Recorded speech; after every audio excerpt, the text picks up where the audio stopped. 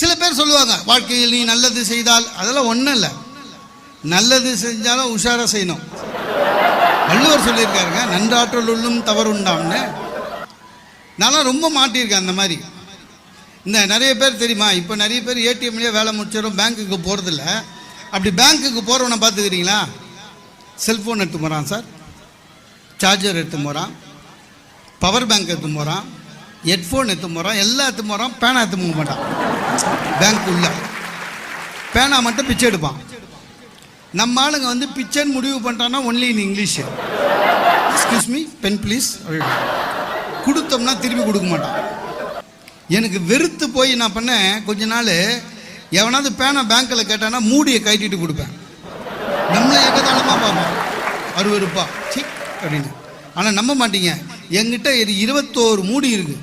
அப்படியே தூக்கி குப்பையில் போட்டு போயிட்டு இருக்கிறாங்க.